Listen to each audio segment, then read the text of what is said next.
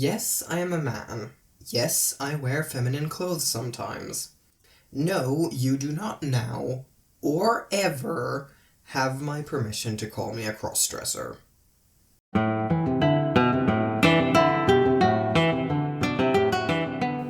So, back up a bit. Why is this such an issue for me? Well, let me tell y'all a story.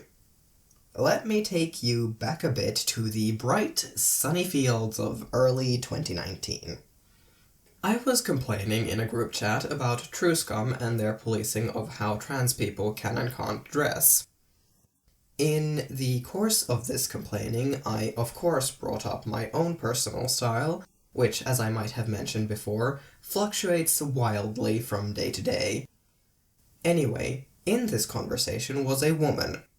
A woman I did not personally know well. We just vaguely moved in the same circles. The two of us had never really talked properly about anything before, let alone gender, and yet, this woman, in an attempt to comfort and validate me, called me, and I quote, a dude who cross-dresses and wears nail polish. No. Nope. Sorry. I fucking cannot. I know she meant well, and on some level I appreciate that, but just... oh boy.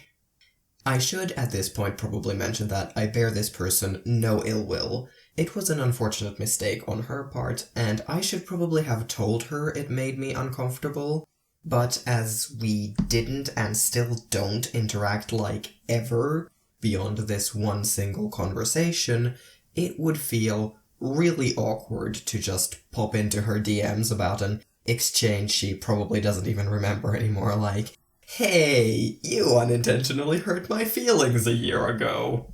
But still, this story serves as an example of what not to do when interacting with trans people.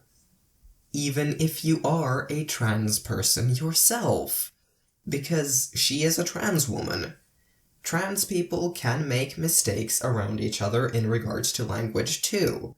This is not a cis-exclusive phenomenon. When you're talking to a trans person, a general good rule of thumb is just to steer clear of, let's say, loaded words, unless you have previously had a conversation with them about that particular word, and you know they either don't mind it or actively use it. Now, I'm not going to sit here and tell you every single trans man who dresses in feminine-coded clothing will reflexively try to cringe himself out of existence to escape the creeping terror that is dysphoria at the mere mention of the word crossdress in reference to his own person, but I certainly am going to sit here and say that is what I did. Some part of my soul shriveled up and died in my chest as I spiritually jettisoned myself directly into the sun. I could be wearing a full medieval gown. Heck, I could decide to take a hard left into Lolita fashion with the poofiest skirt and the frilliest frills on the face of the earth, and I still would not be okay with anyone using any version of the word crossdress for me. Why is that, though?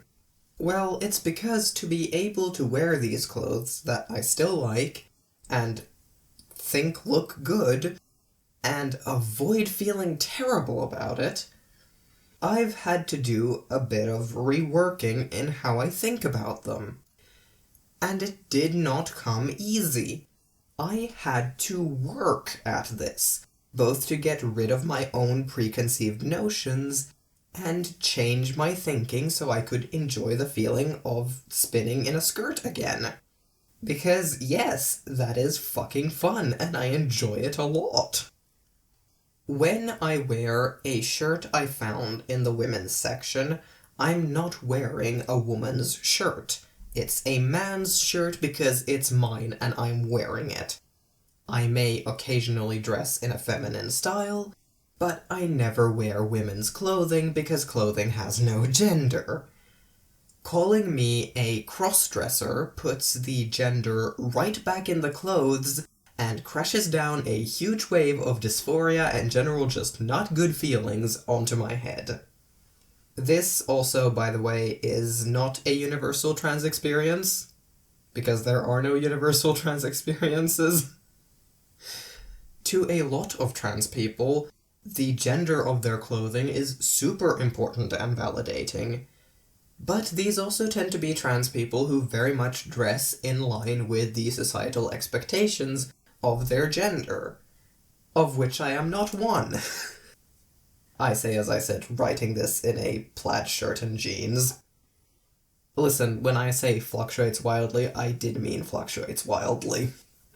I'm not saying clothes aren't important to my identity, they are, but not because they're masculine or feminine, because they're me. That's why the label of crossdresser clashes so horribly with me, because it implies I am dressing as what I am not, when I am only ever dressing as myself. I know this was like a short little video, but I just needed to get that off my chest. And, I'm gonna go back to playing Animal Crossing now, because I got that game 2 days ago, and I have been playing it obsessively, because I got a Nook Miles Plus thing to capture a bagworm, and then my game decided to not spawn any bagworms ever again, which I probably should have clued into on the 5th lap around my island, shaking all the trees and getting only wood and wasps' nests.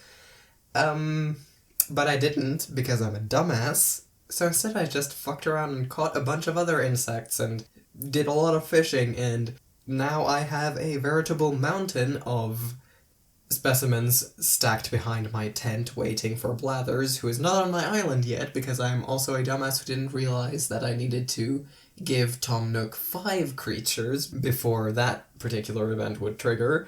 And I have, like, 90,000 bells in my bank. So that's what I've been doing. Anyway, thanks for watching this video, and I hope you stick around. Bye!